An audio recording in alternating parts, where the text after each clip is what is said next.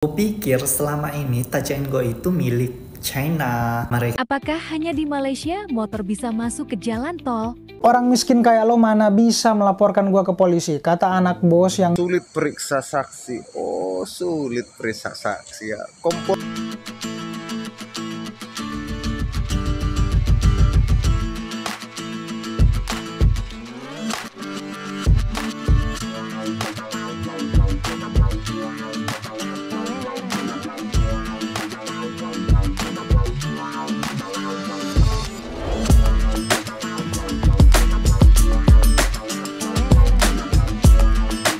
Assalamualaikum warahmatullahi wabarakatuh. Berjumpa kembali dengan Romlia Pratama. Teman-teman sahabatku semuanya, gimana kabar kalian? Mudah-mudahan kalian semuanya baik-baik saja beserta keluarganya di sana. Teman-teman sahabatku, buat kalian yang baru gabung, yang baru nonton video ini, silahkan di subscribe dulu, di like dan di komen guys. Buat teman-teman sahabatku yang udah mendukung support channel ini, terima kasih. Mudah-mudahan kalian semuanya diberikan keberkahan umur, keberkahan rezeki, dimudahkan segala urusannya, baik urusan dunia maupun urusan akhirat. Amin ya rabbal alamin. Teman-teman sahabatku semuanya, guys, seperti biasa kita akan nge-reaction beberapa video yang lagi viral guys. Ini konten untuk kritik pemerintah kita guys, bukan untuk negara orang lain. Karena gue gak tahu untuk mencari kesalahan negara lain, karena di negara sendiri belum bener gitu. Kita berlanjut ke video yang kita akan nge-reaction. Ini dia guys. Ini guys, dia guys. tau nggak Touch and Go? Iya, Touch and Go yang selama ini kita pakai. Kupikir selama ini Touch and Go itu milik China, Amerika Syarikat, Singapura, Australia, yang bisa dipakai di seluruh negara. Ternyata salah. Tahu nggak Touch and Go itu milik siapa? Milik siapa? Milik Malaysia. Ternyata Malaysia itu owner kepada Touch and Go di bawah CIMB Bank. Keren nggak sih? Kalian lihat ya. Ini buktinya. Ini buktinya.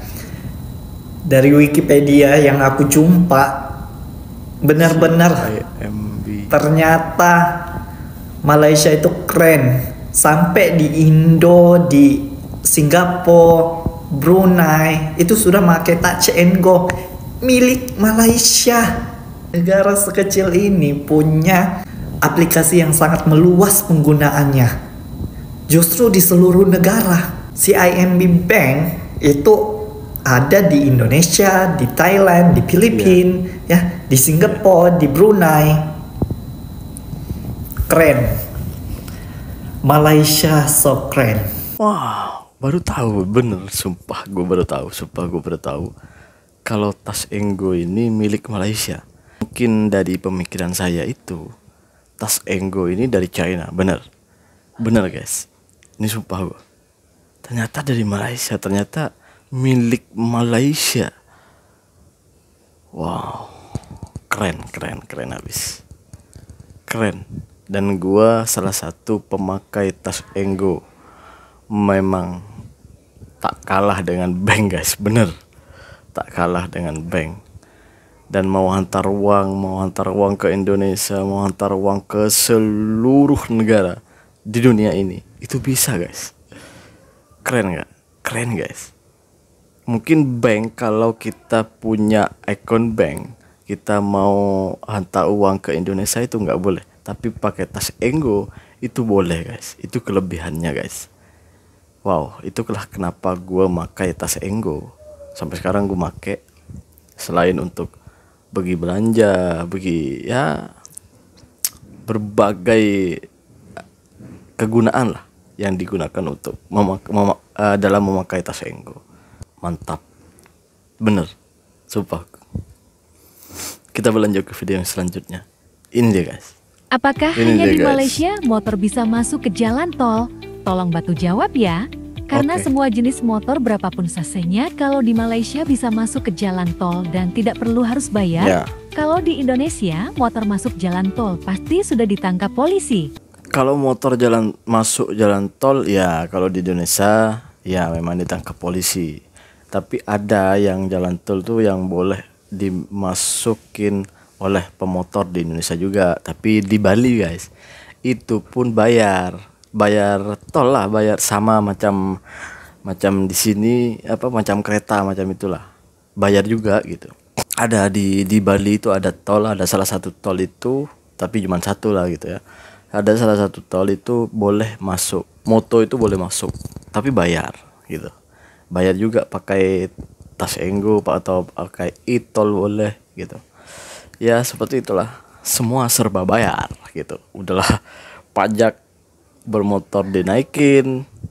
Kalau di Malaysia itu pajak bermotor tuh malah kayak nggak ada lah, cuma 6.000 rupiah, kayak nggak ada lah gitu. Di kita malah dinaikin. Gimana itu? Kasihan tuh rakyatnya, malah terbebani oleh ya yang katanya kita negara kaya tapi rakyatnya makin gitu kan, kayak makin diperas gitu. Nggak tahu lah mau ngomong apa untuk bangsa Indonesia ini. Kita berlanjut ke video selanjutnya. Ini deh guys. Orang miskin kayak lo mana bisa melaporkan gua ke polisi, kata anak bos yang nyebut dirinya kebal hukum. Tidak lama kemudian gemeteran karena digrebek, akhirnya ketangkep. Makan tuh arogan. Kok masih banyak ya spesies anak sok penguasa kayak gini? Emang sekebal apa sih bos? Dari video yang kesebar, jujur gak sanggup liatnya. Kok ada tangan yang ringan banget, dan menurut pengakuan korban, ini bukan cuma sekali, sebab sebelumnya juga telah dilakukan. Tapi yang lebih aneh, ternyata kasus ini telah dilaporkan ke Polsek Jakarta Timur sejak 17 Oktober lalu. Bukti visum, CCTV, dan bercak darah di baju semua disampirkan, tapi hingga sekarang tidak menemukan perkembangan. Saya jadi sanksi, apa memang benar yang dikatakan si pelaku, kalau orang miskin gak bakal dapat hak yang sama di depan hukum, kecuali viral? Tuh alasan apa lagi? Semua bukti permulaan jelas sudah cukup. Tunggu, apa masih perlu bukti? Ayolah pak, jangan kebiasaan harus viral dulu baru jalan. Jika tidak, bos besar ini bakal terus merasa kebal. Apa nggak malu pihak kepolisian? Gimana menurut kalian? Apakah orang miskin memang nggak berhak mendapat keadilan? Syariah kalau marah, coba tetap pakai adab. Seekor anjing, dia akan manut dan akan tunduk kepada perintah tuannya yang sudah memberi makan dia. Tapi sayangnya, manusia ini lebih daripada anjing. Kalian tahu, polisi itu yang memberi makan siapa? Rakyat. Dari pajak mereka makan. Apa nggak lebih dari anjing itu? Mereka mengkhianati rakyatnya sendiri demi mendapatkan makanan yang lebih lezat lagi, yang lebih enak lagi. Lebih nggak tuh? Gue pengen tahu tuh komentar kalian. Silahkan komentar. Seperti itulah Indonesia guys. Jadi kalian bersyukur hidup di negara ini, hidup di Malaysia ini. Di Indonesia tuh penuh tantangan. Makanya gue selalu bilang, selalu menanggapi ketika ada orang di Indonesia enak, di Indonesia gini, di Indonesia gini. Pret. Kalian nggak tahu aja. Kalian mungkin tinggal di Indonesia tuh tinggal 2 hari atau 3 hari gitu, atau 1 minggu gitu. Coba kalian tinggal dari kecil kalian di sana sampai besar, sampai tua di sana. Kalian baru merasakan apa itu Indonesia. Kejam guys, kejam. Gue gak tahu sampai kapan nih. Udah berkali-kali ganti presiden, 79 tahun kita merdeka. Tapi kayaknya masih dalam masa penjajahan. Kita berlanjut ke video yang selanjutnya. Ini deh guys.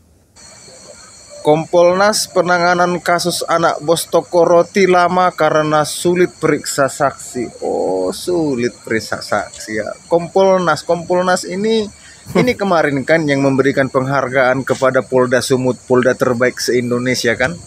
Padahal segudang masalah kriminal di Sumatera Utara, khususnya Medan dan sekitarnya. Segudang kasus kriminal, mulai dari begal, narkoba, judi, pungli paling banyak di Sumatera Utara, tapi bisa mendapatkan Polda terbaik Sumatera Utara, Kompolnas kan. Sekarang Kompolnas penanganan kasus anak bos toko roti lama karena sulit periksa saksi. Sulit periksa saksi ya.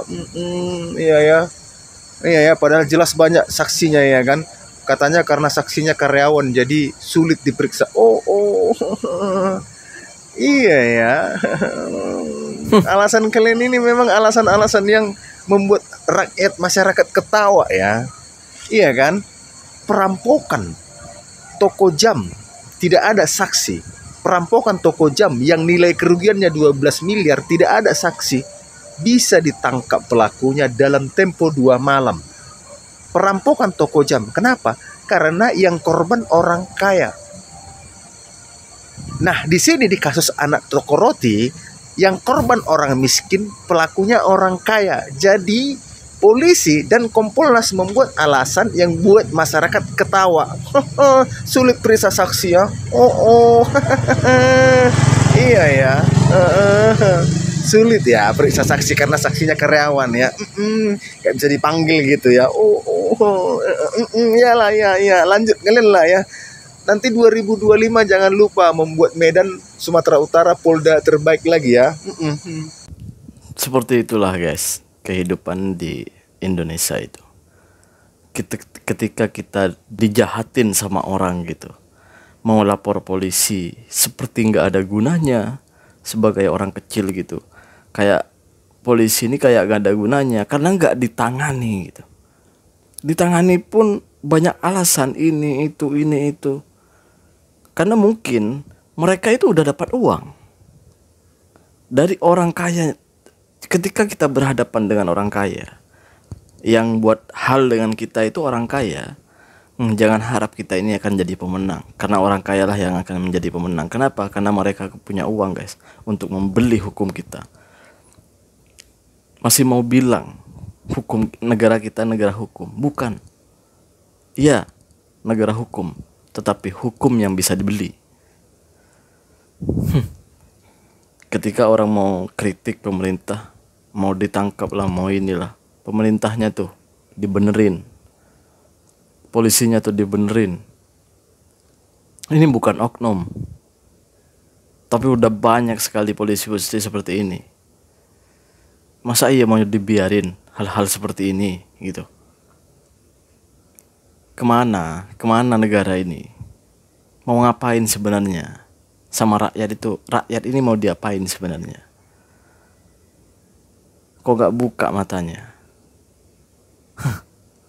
Terima kasih buat semuanya. Kayaknya udah gak punya harapan kita sama Indonesia ini. Berganti presiden, berganti pemimpin sama aja. Tapi jangan, tetap semangat guys untuk selalu mendoakan negara kita. Gue masih yakin Allah akan menyediakan Allah pasti akan memberikan pemimpin yang baik, yang terbaik untuk kita nanti. Assalamualaikum warahmatullahi wabarakatuh. Jangan lupa sholawat guys.